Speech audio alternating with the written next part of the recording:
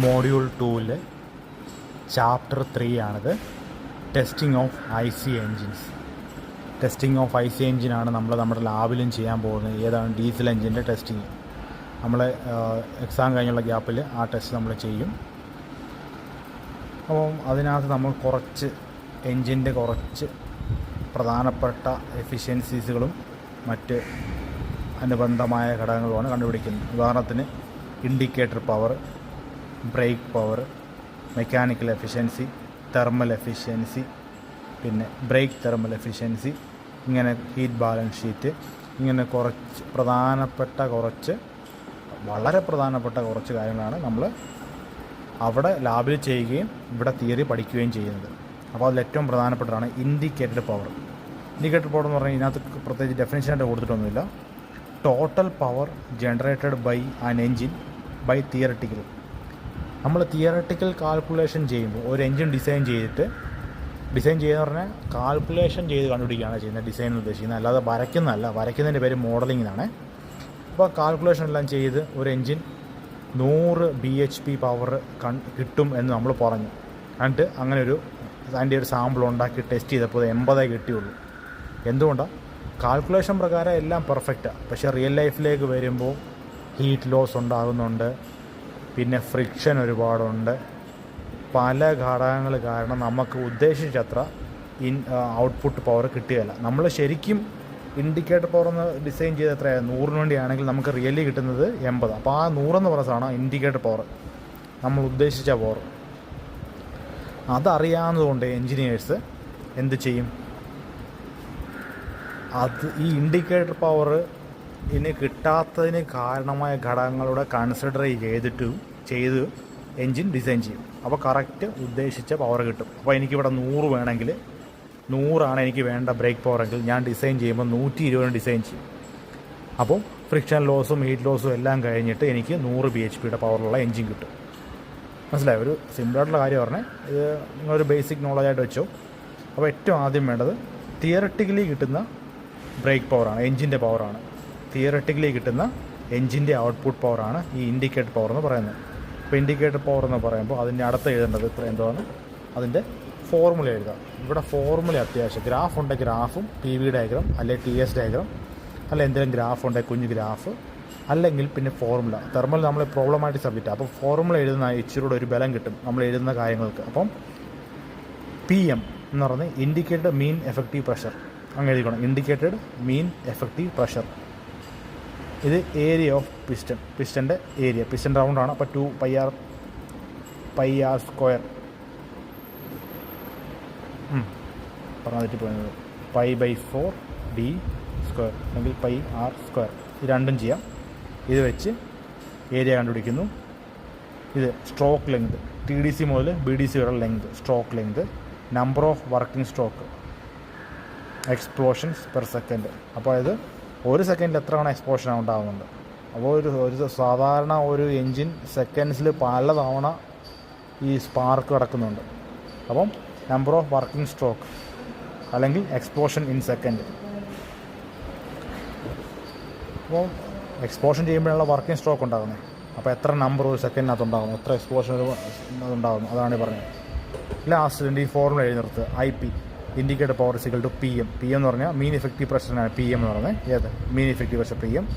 L stroke length, area, number of working stroke, unit kW/സിലിണ്ടർ. സിലിണ്ടറാണ്, സൈക്കിളല്ല, സിലിണ്ടർ. ഇത്ര എഴുതി നിർത്തുക. ഇൻഡിക്കേറ്റർ പവർ എന്താണെന്ന് ചോദിച്ചു കഴിഞ്ഞാൽ ഒന്നുകിൽ 3 മാർക്കിനും ചിലപ്പോൾ 1 മാർക്കിനും ചോദിക്കാം. 1 മാർക്കിന് ചോദിക്കുകയാണെങ്കിൽ ജസ്റ്റ് എന്താണെന്ന് മാത്രം എഴുതിയാൽ, അതല്ല 3 മാർക്കാണെങ്കിൽ ഇത് മൊത്തം എഴുതുക. ഓക്കെ. ഇനി മെഷർമെൻറ്റ് ഓഫ് ഇൻഡിക്കേറ്റർ പവർ ഒന്നും സിലബസിലില്ല. ഡെഫിനിഷൻസ് മാത്രമേ ഉള്ളൂ. നോക്കി, ഡെഫിനിഷൻസ് എന്താണെന്ന് മാത്രമേ ഉള്ളൂ. ചാപ്റ്റർ 3 ഉണ്ടോ? Chapter 3 performance of IC engine, define indicator power, അതാണ് ഇപ്പോൾ പറഞ്ഞത്. പിന്നെ brake power, friction power, the mechanical efficiency, define indicator thermal efficiency, brake thermal efficiency, relative efficiency, define total fuel consumption, specific fuel consumption, explain Morse test. അത് വരുന്നേ ഉള്ളൂ. Test വേറെ ടെസ്റ്റാണ് heat balance. ഇത്രയാണ് ചാപ്റ്റർ 3 അത് വരുന്നത്. അപ്പോൾ ചാപ്റ്റർ 2 ഏതായിരുന്നു നമ്മൾ മുമ്പ് പഠിച്ചത്? ഡീസൽ എൻജിൻ്റെ വർക്കിംഗ് ഓഫ് ഡീസൽ എഞ്ചിനും ഇവിടുന്ന് തുടങ്ങി പലതരം comparisons. Chapter 1 air standard cycle, അതായത് ഓട്ടോ സൈക്കിൾ, ഡീസൽ സൈക്കിൾ, മറ്റു തുടങ്ങിയ സംഭവങ്ങളെല്ലാം. ഓക്കെ, അങ്ങനെ വെച്ച് നോക്കുമ്പോൾ നമ്മൾ ടോർക്ക് മെഷർമെൻ്റ് ഒന്നും പഠിക്കുന്നില്ല. പിന്നെ ആവശ്യമുള്ളത്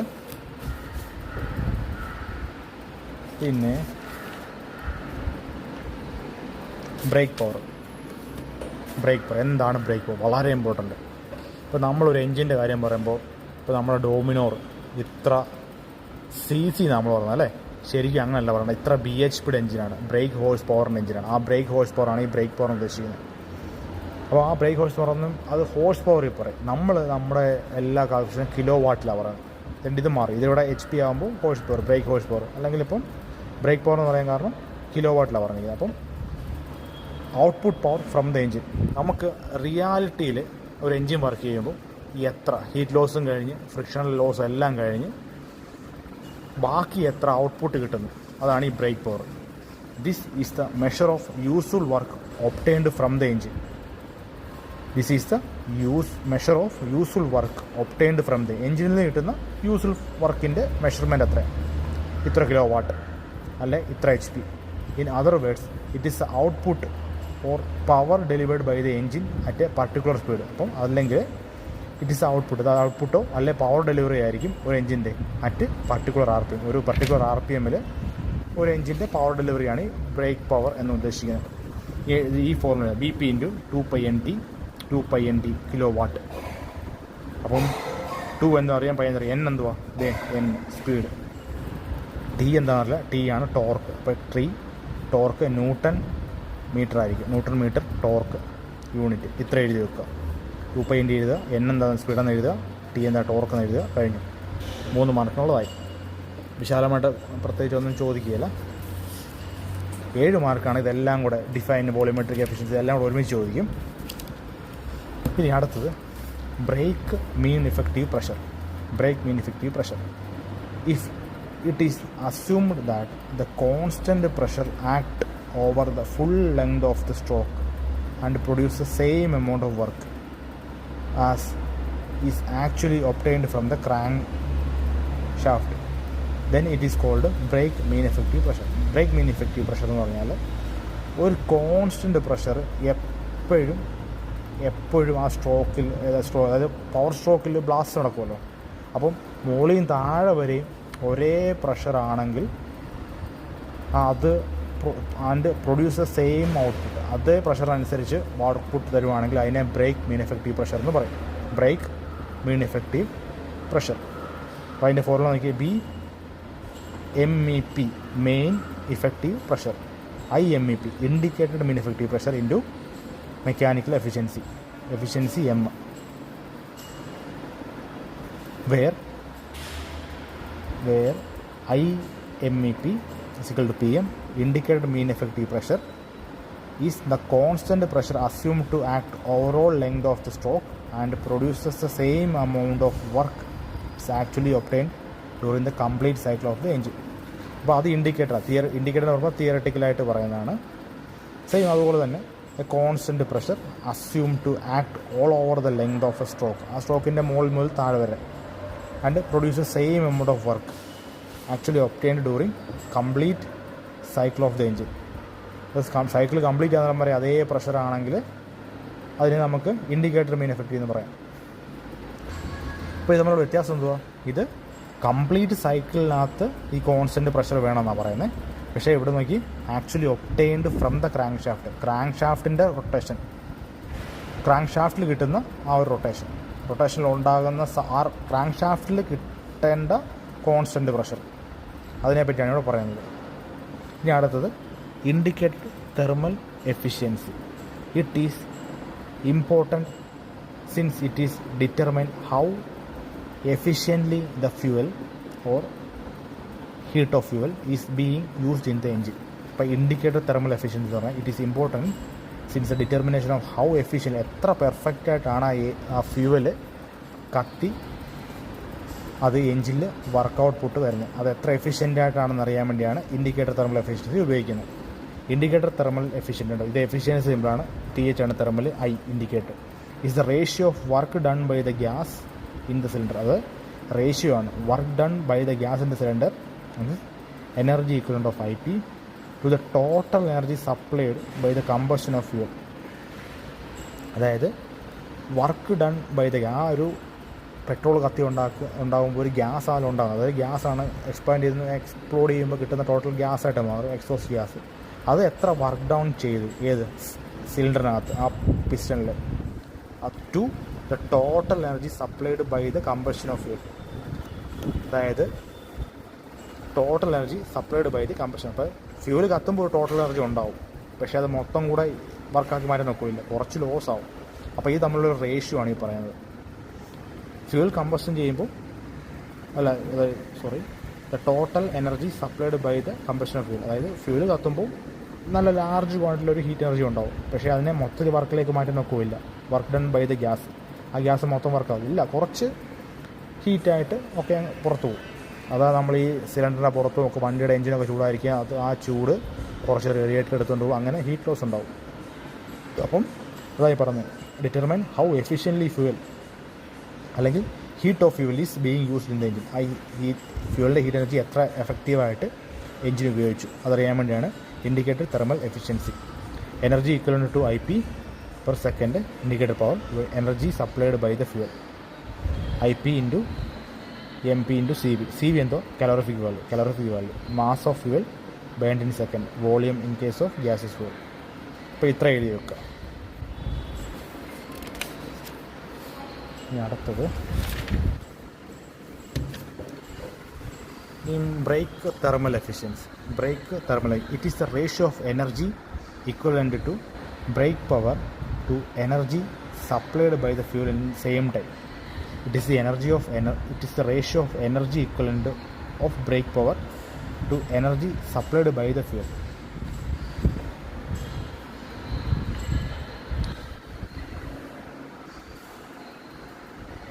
ഇത് ശരിക്കും പറയുന്നത് energy equivalent of brake power. ഈ ബ്രേക്ക് പവർ പ്രൊഡ്യൂസ് ചെയ്യാൻ വേണ്ടി എത്ര എനർജി എടുത്തു to total energy supplied by the fuel. ആ ഫ്യൂവലിന് അത് എത്ര എനർജി ഉണ്ടായിരുന്നു അത്രയും തന്നെ ഇത്രയും ബ്രേക്ക് പവറിന് വേണ്ടി ബ്രേക്ക് പവർ കിട്ടിയോ അല്ലെങ്കിൽ എത്ര ലോസായി. അതാണ് brake power brake thermal efficiency is equal to BP divide by M into CV. നമ്മൾ പറയാം it is the ratio of energy equivalent of brake power. ഒരു നിശ്ചിത ബ്രേക്ക് പവർ കിട്ടാൻ വേണ്ടി എത്ര എനർജി കൺസ്യൂം ചെയ്തു ടു ദ എനർജി സപ്ലൈ ചെയ്തത്. അത് ഫ്യൂവൽ തന്ന മൊത്തം എനർജി ഇത്രയും ബ്രേക്ക് പവർ ആയിട്ട് മാറ്റിയോ എന്നുള്ള റേഷ്യോ ആണ് ഈ പറയുന്നത്. Brake power divide by mass of fuel into CV. ഇതൊക്കെ ഈ പറയുന്ന കാര്യങ്ങളെല്ലാം നമുക്ക് തിയറിക്കും പ്രാക്ടിക്കലിനും വേണ്ടതാണ്. ഇത് പിന്നെ MSK ആണ്, ഇത് വേറെ യൂണിറ്റിൽ വരും. നമ്മളിപ്പോൾ ഈ ഫോളോ ചെയ്യുന്നതെല്ലാം SI ആണ്. അപ്പോൾ brake thermal efficiency is also called overall efficiency of ഐസിങ്. അപ്പോൾ ഓവറോൾ എഫിഷ്യൻസി എന്താണ് ബ്രേക്ക് തെർമൽ എഫിഷ്യൻസി. ഇനി അടുത്തത് relative efficiency. It is a ratio of actual efficiency obtained from the engine to theoretical or air standard efficiency of the engine. വായിച്ചപ്പോൾ തന്നെ മനസ്സിലായി കാണാൻ ഉദ്ദേശം. It is a ratio of actual efficiency.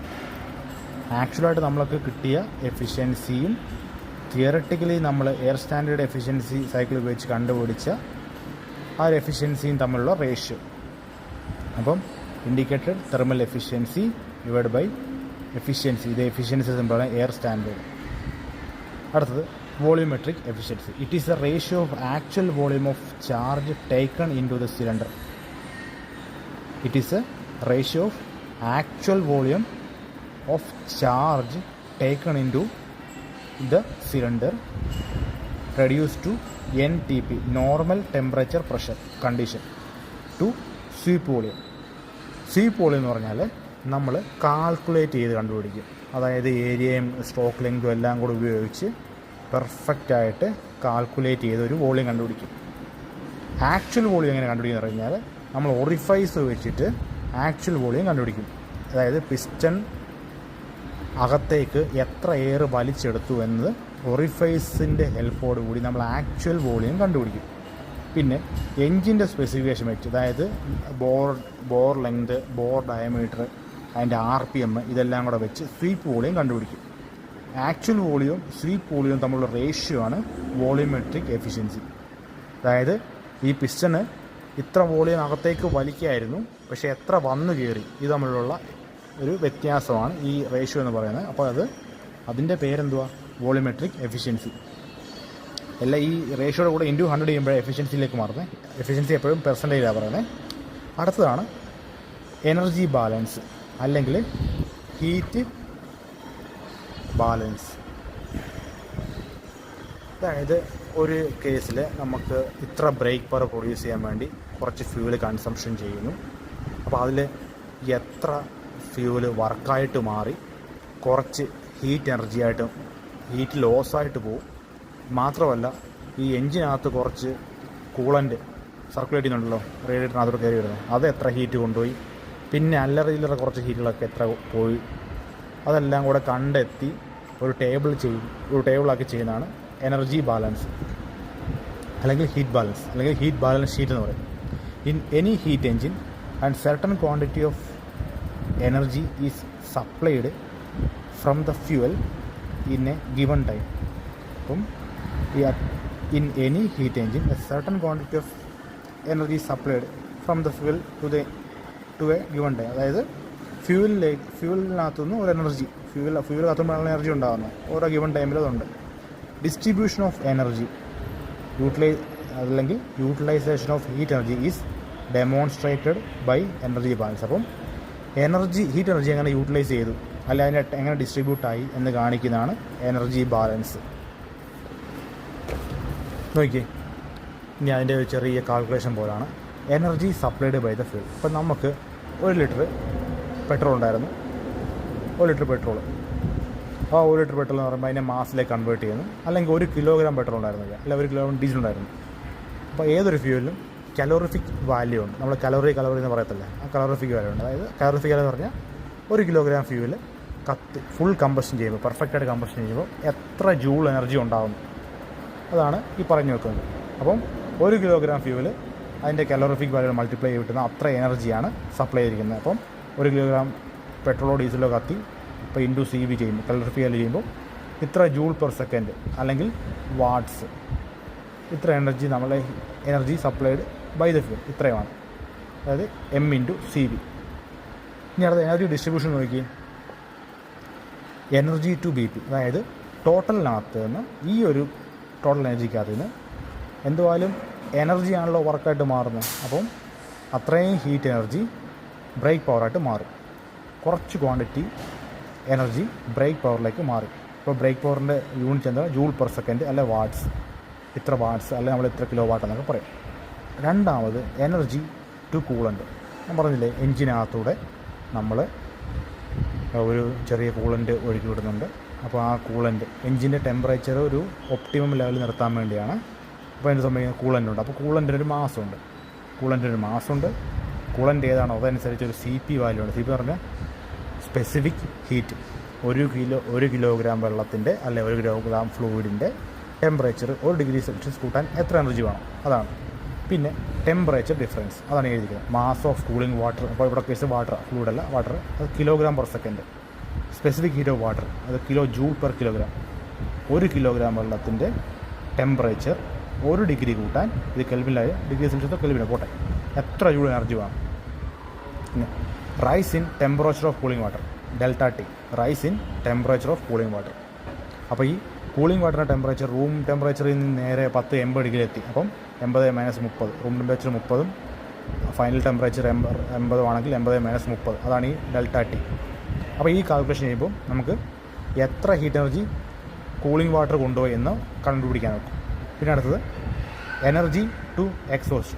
അത് ഏറ്റവും important. നമ്മുടെ സൈലൻസർ നല്ല ചുട്ട് പഴുത്തായിരിക്കും ഇരിക്കുന്നത്. എന്തുകൊണ്ടാണ്? അതായത് ഒരു 40-50% ഹീറ്റ് എനർജി വെറുതെ പുറത്തേക്ക് പോവാം. അപ്പം എനർജി ടു എക്സോസ്റ്റ് വഴി എത്ര എനർജി വേസ്റ്റ് ആയി പോകുന്നു. M', CP', ΔT', സെയിം അതുപോലെ തന്നെ. Mass of fuel gas kilogram per second. Specific heat of exhaust gas. Temperature, rice in temperature of exhaust gas. അപ്പോൾ റൂം ടെമ്പറേച്ചർ ആയിരുന്ന എയർ, അതിൽ നിന്ന് ഇപ്പോൾ പെട്രോൾ എഞ്ചിൻ കേസ് ഞാൻ പറഞ്ഞു, ഞാൻ ടെസ്റ്റ് ചെയ്ത സമയത്തൊക്കെ 420, 430 വരെ ടെമ്പറേച്ചർ കയറിയിട്ടുണ്ട്. അപ്പോൾ ഇപ്പോൾ 400 ഡിഗ്രി സെൽഷ്യസാണ് ഈ ഡെൽറ്റ ടി എന്ന് പറയുന്നത്. ഞങ്ങളുടെ ആ ടെസ്റ്റ് കേസിൽ പറയുന്ന കാര്യമാണ്. അപ്പോൾ ഇത്രയുണ്ട്. അപ്പോൾ ഇത് നമ്മൾ ഇങ്ങോട്ട് നോക്കി ഇവിടെ നമ്പർ ഇട്ടിട്ടുണ്ട്. അപ്പം ഒന്നെന്ന് പറയുന്നത് എനർജി സപ്ലൈഡ്, രണ്ടെന്താണ് വീണ്ടും ഓരോന്ന് എഴുതിയിട്ടുണ്ട്. ബ്രേക്ക് പവറിന് വേണ്ടി എത്ര എനർജി ഉപയോഗിച്ചാൽ 1, കൂളൻ്റ് വാട്ടർ എത്ര കൊണ്ടുപോയി 2, പിന്നെ എക്സോസ്റ്റ് ഗ്യാസ് എത്ര കൊണ്ടുപോയി 3, പിന്നെ വേറൊരെണ്ണം 4, മൊത്തം 100% ആയല്ലോ. അപ്പോൾ അതിൽ നിന്നും ഇതെല്ലാം നമ്മൾ കണ്ടുപിടിച്ച 1, 2, 3 കുറച്ചിട്ട് ബാക്കി വരുന്നതാണ് 4. അപ്പോൾ ഈ എനർജി ബാലൻസ് ചെയ്യുന്ന 1 + 2 + 3 + 4 = 100%. അങ്ങനെ ആകുമ്പോൾ 100% ആവും. ഇനി ഇപ്പുറത്തേക്ക് നോക്കിക്കഴിഞ്ഞാൽ ഒരു ചെറിയ ടേബിളുണ്ട്. ഇതിൻ്റെ പേരാണ് ഹീറ്റ് ബാലൻസ് ഷീറ്റ് എന്ന് പറയും. Heat in fuel, Q in 100%. അത് ഹീറ്റ് എനർജി ഇന്ന് 100%. ബാക്കിയുള്ളത് ഹീറ്റ് ലോസ്, എക്സോസ്റ്റ് ഗ്യാസ് കൊണ്ടുപോയത് QE, heat exhaust, heat energy exhaust. SI petrol engine കേസിൽ 32%, CI ഓർ ഡീസൽ എഞ്ചിൻ കേസിൽ 32%. കൂളൻ്റ് വാട്ടർ കൊണ്ടുപോയ loss, coolant loss Q heat, അതായത് Q എന്ന് പറഞ്ഞാൽ ഹീറ്റ് എനർജി. നമുക്കറിയാം ഇപ്പോൾ തെർമലിനകത്ത് Q എന്ന് പറഞ്ഞാൽ Q എന്ന് പറഞ്ഞാൽ ഹീറ്റ് എനർജി, C എന്തോ കൂളൻ്റ്, അത് 34%, ഇവിടെ 20%. സറൗണ്ടിങ്സിലേക്കുള്ള loss Q surroundings 7%, petrol engine കേസിൽ ഇവിടെ 4%. അപ്പം യൂസ്ഫുള്ളായിട്ടുള്ള ഹീറ്റ് എത്രയാണ്? 27%. അപ്പോൾ നമുക്ക് അതായത് അത്രയും ഫ്യൂല് കത്തിയപ്പോൾ ഒരു കിലോഗ്രാം ഫ്യൂല് കത്തിയെങ്കിൽ 270 ഗ്രാം, 1 കിലോഗ്രാം പെട്രോൾ കത്തിയെങ്കിൽ, പെട്രോൾ കേസായി പറഞ്ഞത് 1 കിലോഗ്രാം പെട്രോൾ കത്തിയെങ്കിൽ 27% ഔട്ട്പുട്ട് കിട്ടുന്നത്. ദാറ്റ് മീൻസ് 270 ഗ്രാം പെട്രോള് കത്തിയതിൻ്റെ ബ്രേക്ക് പവറേ കിട്ടത്തുള്ളൂ. ബാക്കി 73% ലോസ്. എങ്ങനെ പോയി? നോക്കി, 32 എക്സോസ്റ്റ് കൊണ്ടുപോയി, 34 കൂളിംഗ് വാട്ടർ കൊണ്ടുപോയി, 7 സറൗണ്ടിങ്സിലേക്ക് പോയി. ഡീസലിൻ്റെ കേസിലാകുമ്പോൾ 32 എക്സോസ്റ്റ് കൊണ്ടുപോയി, കൂളൻ്റ് വാട്ടർ 20 കൊണ്ടുപോയി, സറൗണ്ടിങ്സിലേക്ക് 14 പൈസയായി. ഇവിടെ കിട്ടുന്നതോ 34. അപ്പോഴും എഫിഷ്യൻസി നോക്കി, നമ്മൾ കമ്പാരിസൺ പറഞ്ഞില്ലായിരുന്നു, പെട്രോളിനേക്കാൾ എഫിഷ്യൻസി ഡീസലിനാണ് കൂടുതൽ. വേണ്ട നോക്കി, അപ്പോഴും 34% കിട്ടുന്നുണ്ട്. അപ്പോൾ ഇപ്പം 1 കിലോഗ്രാം ഫ്യൂവൽ, 1 കിലോഗ്രാം ഡീസൽ, അല്ലെങ്കിൽ 1000 gram diesel, 1 kilogram means 1000 gram diesel കത്തുമ്പോൾ 340 ഗ്രാം ഡീസൽ കത്തുന്ന പവറേ നമുക്ക് യൂസ്ഫുള്ളായിട്ട് കിട്ടുന്നുള്ളൂ. അപ്പോൾ ഇതാണ് നോക്കി, efficiency of SI engine 27, efficiency of diesel engine 34. ഇതാണ് ഹീറ്റ് ബാലൻസ് ഷീറ്റ്, അല്ലെങ്കിൽ എനർജി ബാലൻസ് ഷീറ്റ്. അപ്പോൾ നമ്മൾ ഇത്രയും പഠിച്ചു കഴിഞ്ഞാൽ തന്നെ, സൈക്കിൾ ഒഴികെ ബാക്കി ഇത്രയും പഠിച്ചാൽ തന്നെ എത്ര മാർക്കിനുള്ളതായി? ഏകദേശം 15 മാർക്കിനുള്ളതായി.